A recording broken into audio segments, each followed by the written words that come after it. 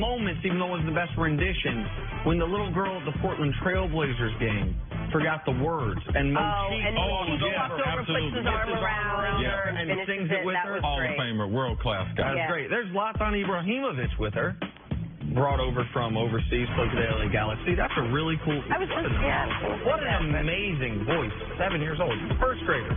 That's great. Time now for stories to start your morning. Big news in college football. Quarterback Kelly Bryant decided to transfer from Clemson after Dabo Swinney decided to go with freshman Trevor Lawrence as the starter. Bryant said it was kind of a slap in the face.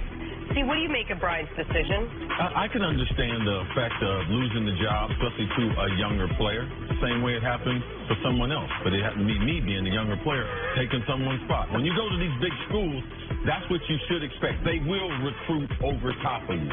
He hasn't developed the way he should. We thought that he'd be one of the marquee players in college football. They have a 5-star recruit. The #1 high school player from last season from Georgia, Cartersville, Georgia. He's a better player than he is. And he has a higher ceiling. So I can understand Dabo deciding to go with him. I can understand the kid's feelings being affected by being benched. And I understand why he wants to go play. Like, he's not, he stays on Clemson, he's just hoping for injury. And you don't want to hope for injury if you're going to be able to play. So he wants to go somewhere he can go play. I get why he would do it. I don't blame Dabo for making the switch, and I don't blame him for changing. I can tell him what's more important, the relationships that he has in 4 years at Clemson and being their starting quarterback, leading them to a national championship. That will lead him to getting jobs and other relationships in the future. That's more important than playing one season of college football where he's never going to be a pro. Moving on to the Saints star wideout, Michael Thomas. He's had an insane 3-game stretch leading the NFL in receptions and yards so far this year. Thomas told Bleacher Report that people should pay attention to him. Quote, "I'm trying to go for that #1 spot."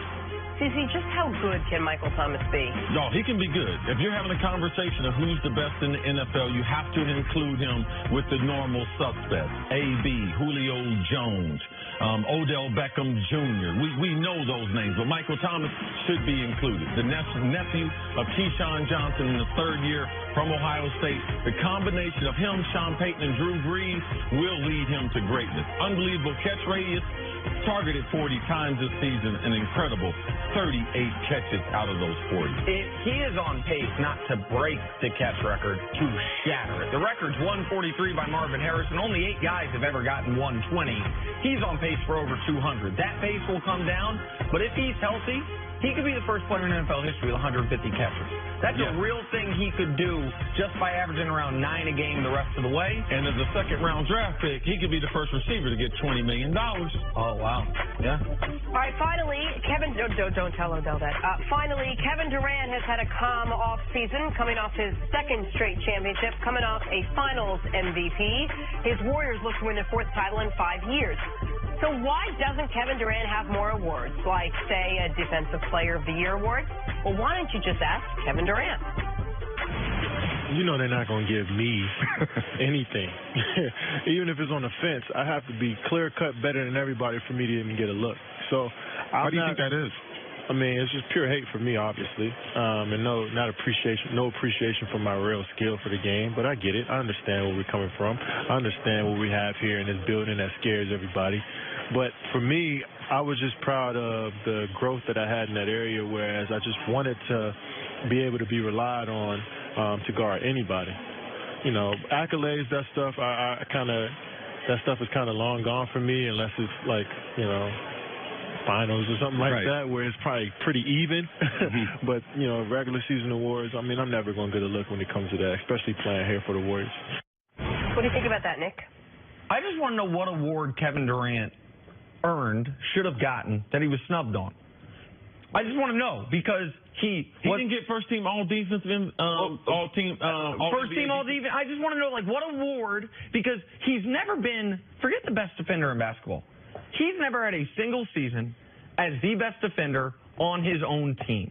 But you do give it up when he left OKC, that when he came to Golden State, his ability to defend the rim was shocking. He started giving a concerted effort on that end, and there was a 20-game stretch to open this past season. He led the NBA in blocks, and people were talking about him as Defensive Player of the Year. He didn't keep that up. The team didn't keep that up. The team punted on the season. Gobert played great. Embiid played great. And Draymond, by the way, has been a better defender than him each of the last 2 years. Oh, nobody likes the Warriors. Nobody on the Warriors can win awards, except for Draymond, who won Defensive MVP the year Kevin Durant got there. Has he been snubbed on MVPs, regular MVPs, since he went to the Warriors? Well, his first year there, he missed a quarter of the season with an injury, and last year he led the league in one thing: ejections. So every deep breath, Kevin Durant. You won Finals MVP back-to-back years, deservedly so. If he had not won Finals MVP this year, if they had given it to Steph, even though Steph averaged fewer points on lower percentage, as like a lifetime achievement for Steph, then you could have a discussion. Man, people like Steph, they don't like me, I'm getting screwed here. But that's not the case. Like, there's not a single award that Kevin Durant should have won that he hasn't won his entire NBA career. It seems to be the corner that Kevin Durant suddenly, I mean in the last year and a half, since we started doing the show, at least feels very comfortable on. The world is against me. Nobody likes me. No one cares what I do. I'm just going to keep doing my thing. All I want to do is play basketball. He seems to be very, very comfortable in that very self-deprecating role. Yeah, he seems to have tried to wear that hat, but KD, I like KD. KD, I like you, man. I know you watch the show, bro. You're a good defender. Now, thinking that you're the best defender in the NBA is just like KD. He gonna push you just a little too far. We recognize him as the second greatest player in the world. The same thing that he recognized. KD don't think he's the best player. He knows LeBron's a better player. So, KD, yes, there is a certain amount of hate on the regular season awards for Golden State, but you know who gets the short end of them? It's Klay Thompson. Because he, to me, is one of the most versatile defenders because he has the toughest assignment. Draymond is great. He can defend the 1 through the 5. But on the perimeter, if they did not have Klay Thompson, their defense would be broken down a lot easier. And you'd be able to score against Golden State a lot easier, even with Draymond and a much improved defender Kevin Durant has shown since he's come over from OKC. And Klay's the one guy that this actually cost things to. Klay's the guy who, when we're talking about is he going to make an All-Star team? Is he going to make an All-NBA team? You know who Klay has a shoe deal with?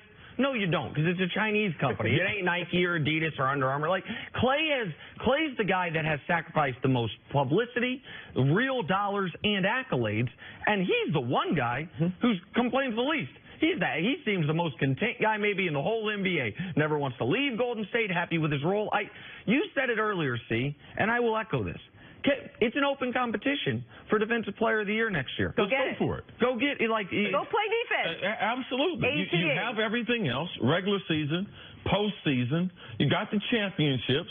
All right? And that's a rarefied air, guys that have won MVP and Defensive MVP. LeBron don't have that. No, KD could go get it. Let's go do it this year. I'm one of your fans, KD. I know you watch the show because I know you call people and text them and stuff on your real stuff. That's all true. Challenge has been set. Let's move on to the big reason the Cleveland Browns will be must-watch football this season. Baker Mayfield.